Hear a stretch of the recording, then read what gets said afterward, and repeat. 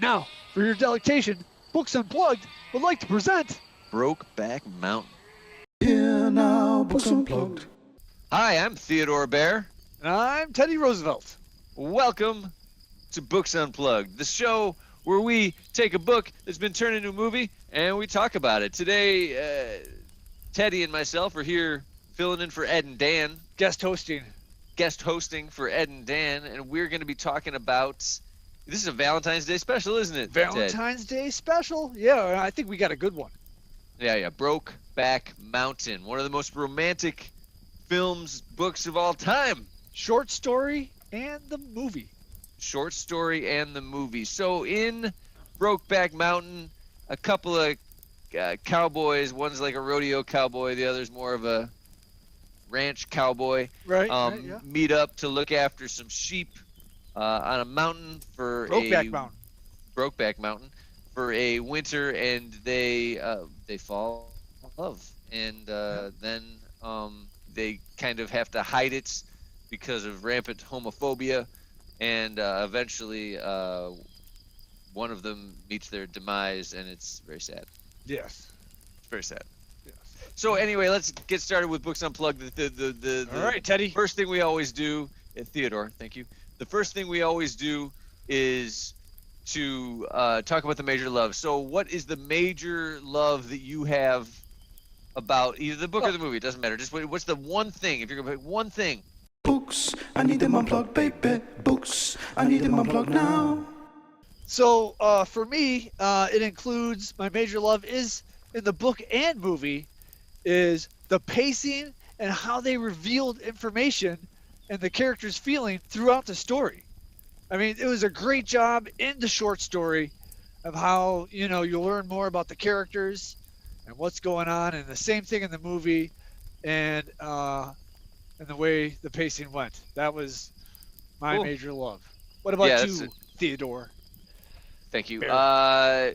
So I'm going to do two just because I couldn't really separate them. But in the book, I love it, kind of similar, but how concise it is. The way they take, there's huge sections that's just removed that you kind of imply the whole scene. And it's not, I don't know if it's because I saw the movie first, but I don't think it is. I think that it's just like what happens because of the way the story's going, and they're just big omissions, and it's just so tight. I mean, the short story reads faster than the movie, and that's impressive because they don't really cut anything out. It's just really, really tight.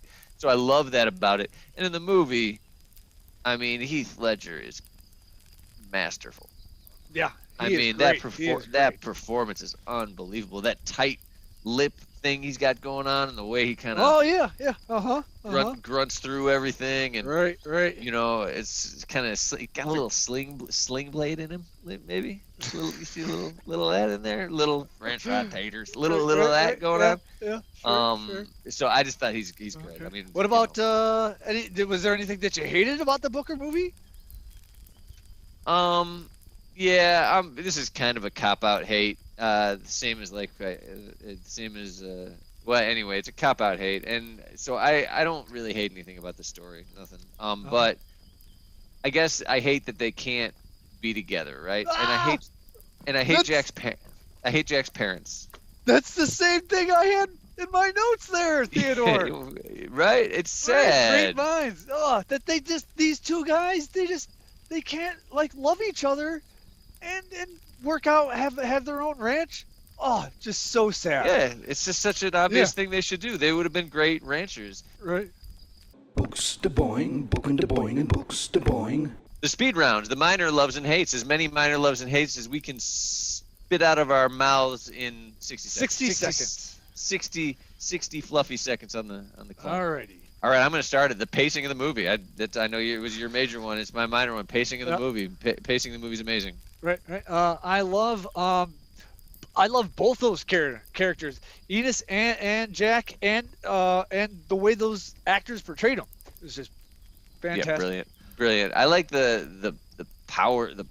This is kind of in general, but the power of a short story. Like when you read novels, like we do, kind of a lot, and you get a good short story that's just so. I mean, it's just so effective. Like you sit down. For me, it was one where you just sat down one morning and read it. and yeah, it was just stayed with me for days because it was just so powerful. So yeah, power of the short story in general. Yeah. I loved when Enos's wife catches Enos and Jack when they finally meet up for the first time after Brokeback, and she's like shocked but also not surprised. You know, it's there in the short story and the movie, and I thought it was great. Yeah, that's great. I really like the subtle aging that they did in the film. Yeah, that was really Like nice because too. a lot of time passes and they don't go crazy with makeup and make them look like old. Because I always hate it when they try to make young people look old. I think it's terrible. But in this one, they did a But real yeah, you nice saw job it there, like around the eyes and stuff like Yeah, that. it was and like it was just subtle. little- yeah, I mean, they still looked young. You know, I mean, I feel like yeah. Anyway, yeah. that's I it. loved the scene by the river. It was like kind of nighttime, and they're trying to figure out what to do. And then Enos tells the story of when he was a kid, and his dad takes him out to see the one cowboy that was beaten. You know, Oh, and had, God. like was killed. Brutal. Oh man, that was just brutal. Yeah. Books Unplugged. Adaptation for your delectation now. No, was it in the book the section where we talk about where we quiz each other and see if we can stump each other to figure out whether everything translated across? So was it That's in right. the book? Ennis's new Yeah. girlfriend. Oh damn! Ennis's new girlfriend was she in the story? No, she was not in the story. Excellent work. She was not in the story. No. Jack complaining about sleeping out with the sheep. Yeah. Yeah, Yeah, that's in there. How about Ennis's relationship with his daughters? No, that's not there. But an excellent integration I think so of too. making the story better. Yeah, I agree, and I think that they made the story better. All the sections that she kind of like leaves out in the book, kind of make their way. Like this, you can't just leave them out, right? So they're in the movie, and I think that's really cool. And that's one of them. Jack going to Mexico. No, No, that's not there. not there. You guys sure found a way to kill the time up there.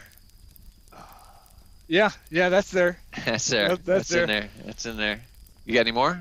Let's see. The postcard. When he got that postcard back saying deceased. Good one. Yes. That was, yeah, good in the good book. catch. Yeah. Thank yeah, you, One of thank those you. little details that because it was like you said, they fit a whole bunch of those little details. They into really that did a movie. nice. It's really a very nice. So how about Alma catching him kissing when she first meets Jack? Yeah, that's there. Yep, that's in there. Yeah, That's in yeah. there. And her getting remarried. Yeah, to the grocery store guy. Yep. Right, Same. All right. same. Same. Yeah, What do you got? yeah. Got any more? No. What were they thinking? Yeah. Let's do it. What were they thinking? Do you have the The the picture? black and white picture? Yeah, You're gonna yeah, hold yeah. it up It's, for us? it's, it's the picture where they're standing there at the fire, and Heath Ledger is behind Jake Gyllenhaal. I believe yeah. this is the moment. I think I picked the right picture for this Well, moment. I could be wrong. Who cares? Yeah, I don't think anybody actually watches that close. All right, I'll read it. So they'd stood that way for a long time in front of the fire. It's burning, tossing ruddy chunks of light, the shadow of their bodies in a single column against the rock. The minutes ticked by from the round watch in Ennis's pocket, from the sticks in the fire settling into coals. Stars bit through the wavy heat layers above the fire. Ennis's breath came slow and quiet. He hummed, rocked a little in the spark light, and Jack leaned against the steady heartbeat, the vibrations of the humming like faint electricity, and standing, he fell into sleep. There was not sleep, but something else drowsy and tranced, until Ennis, dredging up a rusty but still usable phrase from the childhood time before his mother died, said, "Time to hit the hay, cowboy. I gotta go. Come on. You're sleeping on your feet like a horse," and gave Jack a shake, a push, and went off in the darkness. Jack heard his spurs tremble as he mounted. The words, "See you tomorrow," and the horse's shuddering snort, grind of hoof on the stone. Later, that dozy embrace solidified in his memory as the single moment of artless, charmed happiness in their separate and difficult lives. Nothing marred it. even the knowledge that Ennis would not then embrace him face to face, because he did not want to see nor feel that it was Jack he held. And maybe, he thought, they never got much further than that. Let be. Let be. Oh, it still gives me goosebumps. I think that's mainly because of the delicious reading. So moving on to the best bit. This is just the best bit of the movie. I'd like to know yours. I think you should start. What's the best bit of the movie? I'll have to say when Jack goes off on his friend there and says, you know, hey, we could have had that better life instead of like being scared and everything. You know, which ends with that, you know, I wish I could have quit you and stuff like that. I thought that was the best bit in the book and movie. And it makes it objectively the best bit because I agree 100%. I actually wrote it down. I called it the reckoning, right? In the movie especially, I think the reckoning. I can't survive on a couple of high altitude a year. Right. Yeah. And I wish I could quit you. And then why don't you? Really powerful stuff. So well acted, so well put together. But you say the book, you have the same section. I picked a different bit for the book.